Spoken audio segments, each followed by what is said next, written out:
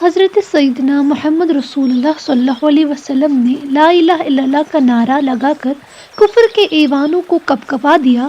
جہاں جہاں اس کلمے کی گونج پہنچی، شرک و ظلم کے عناصر کانپنے لگے۔ ابو جہل اور ابو لہب بڑکے کہ یہ ہماری سیادت پر اس کی زد آ کر پڑتی ہے۔ ابو سفیان تھرایا کہ میری سرداری کو یہ چیلنج دیا جا رہا ہے۔ نسب و نسل اور خون و رنگ پر فخر کرنے والے ڈرے کہ ہمارے نسبی فخر و غرور کے بتوں پر ضرب لگائی جا رہی ہے۔ کاہنوں، راہبوں، جادوگروں اور پروہتوں، پجاریوں کو پسینہ آ گیا کہ ہمارا مذہبی تقدس اس کلمہ توحید نے خطرے میں ڈال دیا۔ نفس کے بندے اور خواہشوں کے پرستار خوف زدہ ہوئے کہ ہوسکاریوں کے خلاف یہ محاذ قائم ہو رہا ہے۔ ہماری نفسانی لذتوں کے تمام سہارے ٹوٹ جائیں گے اور عیش پروردہ زندگیاں بے مزہ اور بے کیف ہو کر رہ جائے گی۔ جو جتنا زیادہ برا اور راہ استقامت میں سے جس قدر زیادہ دور اور منحرف تھا، وہ اتنا ہی زیادہ خوف محسوس کر رہا تھا۔ سچے خدا کا نام بلند ہوتے ہی ہر مصنوعی رب، جھوٹا خدا اور بناوٹی معبود لرز گیا۔ قریش مکہ، یمن، شام اور دوسرے ملکوں میں تجارت کے لیے جاتے اور حضرت محمد رسول اللہ کی نبوت اور آپ صلی اللہ علیہ وسلم کے پیغام کا تذکرہ چھیڑتے تو سننے والے آپ ہی آپ سوچ میں پڑ جاتے۔ ان کے دل محسوس کرنے لگتے کہ یہ انقلاب جیسے ہماری طرف بھی بڑھ رہا ہے اور اس کے حدود عمل سے ہم باہر نہیں رہ سکتے۔ ان تمام مخالفتوں، بیزاریوں اور مشکلوں کے باوجود خدا کا سچا نبی حق کا اعلان کر رہا تھا۔ کوئی مخالفت اس کے عزم محکم میں ذرہ برابر ڈھیل پیدا نہ کر سکتی تھی۔ صبر و استقامت اور حق و صداقت کا اس کی ذات کو ہی گرا تھی۔ یہ تمام طوفان بے اثر ثابت ہوئے۔ اس کی رسالت کا چراغ آندھیوں کی گود میں بھی جلتا رہا اور تیزاب کے دائرے میں بھی اس کی صداقت کا پودا نشوونما پاتا رہا۔ فتح و نصرت اس کے لیے مقدر ہو چکی تھی۔ قریش مخالف ہونے کے باوجود بڑے شش و پنج اور ذہنی کوفت میں بھی مبتلا ہوتے۔ ان کا ضمیر چٹکی لیتا کہ نادانو، جسے تم بچپن سے سچا کہتے آئے ہو اور جس کی زبان سے کسی کان نے ایک حرف بھی غلط اور کذب آمیز نہیں سنا، آج اسے کس دلیل کی بنا پر جھٹلاتے ہو کہ یہ کیسے ممکن ہے کہ ایک آدمی جو 40 سال تک ہمیشہ سچ بولتا رہا ہو اور اب ایکا ایک ہی جھوٹ بولنے لگے، اور وہ بھی کسی دنیاوی منفعت اور اپنے ذاتی فائدے کے لیے نہیں۔ وہ تم سے مال و دولت نہیں چاہتا، سرداری اور بادشاہی کا طلبگار نہیں ہے، صرف ایک کلمہ توحید پر تم کو جمع کرنا چاہتا ہے۔ مگر جب باپ دادا کے عقائد اور قوم کے رسم و رواج کا خیال آتا تو زمین کی یہ آواز دب کر رہ جاتی۔ قریش نے مل جل کر محمد رسول اللہ صلی اللہ علیہ وسلم سے مطالبہ کیا، آپ جب خدا کے سچے نبی ہے اور خدا آپ کی ہر بات مانتا ہے تو مکہ کے سامنے جو پہاڑ کھڑے ہوئے ہیں، جنہوں نے سارے شہر کو محصور اور ڈانپ رکھا ہے، انہیں اپنے خدا سے کہہ کر ہٹوا دیجیے تاکہ ہمارے شہر کے آس پاس کھلی کھلی فضا ہو جائے۔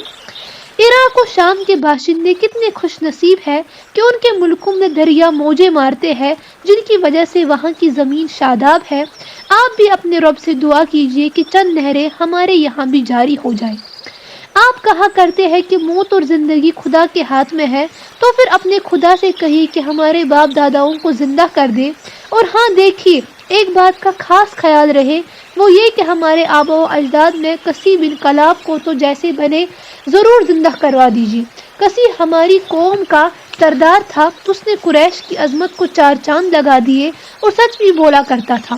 بس ہم کسی سے آپ کے بارے میں بھی پوچھ لیں گے، محمد ابن عبداللہ کیا سچ مچ خدا کے رسول ہے؟ کسی جھوٹ نہیں بول سکتا، حقیقت حال اور صورت واقعہ کو وہ ٹھیک ٹھیک ظاہر کر دے گا۔ اپنی اولاد کو کسی جیسا شریف انسان دھوکے اور اندھیرے میں نہیں رکھ سکتا۔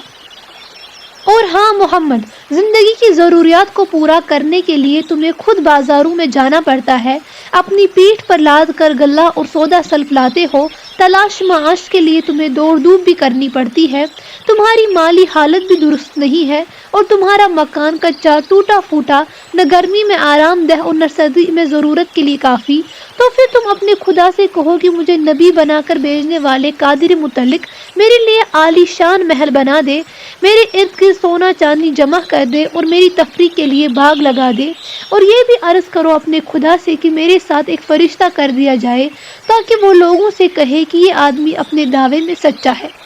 قریش کی خام خیالیوں اور کم نظری کے پورے ترجمان ہیں۔ ان کے یہ مطالبے ان کے دل و دماغ پر دنیا کی رنگینیاں اور خوش سامانیاں چھائی ہوئی تھی۔ اونچے محلوں، سونے چاندی کے ڈھیروں اور لہلہاتے باغوں کو ہی انہوں نے سب کچھ سمجھ رکھا تھا۔ انسانی شرافت کی قدر و قیمت وہ پہچانتے ہی نہ تھے۔ ان کو نہیں معلوم تھا، اور اگر معلوم تھا تو وہ جان کر انجان بن رہے تھے کہ عزت نفس، شرافت، سچائی اور انسان کی بڑائی کے لیے کسر و ایوان کا تمطراق اور سیم و زر کی خیرہ نگاہیاں ضروری نہیں ہے۔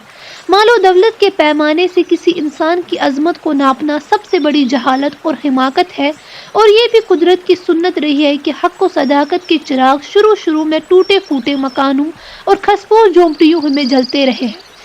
قریش کے ان مطالبوں کے جواب میں زبان نبوت یوں گہرا فشاں ہوئی: میں ان باتوں کے لیے نبی بنا کر نہیں بھیجا گیا۔ میں اپنے خدا سے ایسا سوال ہرگز نہ کروں گا۔ مجھے اللہ تعالیٰ نے خدا کی رحمتوں کا خوشخبری دینے والا اور اس کے عذاب سے ڈرانے والا بنا کر بھیجا ہے۔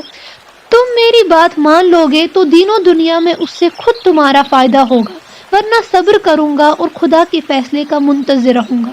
حضرت محمد صلی اللہ علیہ وسلم رسول اللہ کے اس جواب پر قریش حیرت کے ساتھ ایک دوسرے کا منہ تکنے لگے، پھر تعامل کے بعد بولے: تمہیں اپنے سچے ہونے کا اتنا زعم ہے اور خدا پر بہت ناز ہے تو تم آسمان کا ایک ٹڈا ہی ہم پر گرا دو۔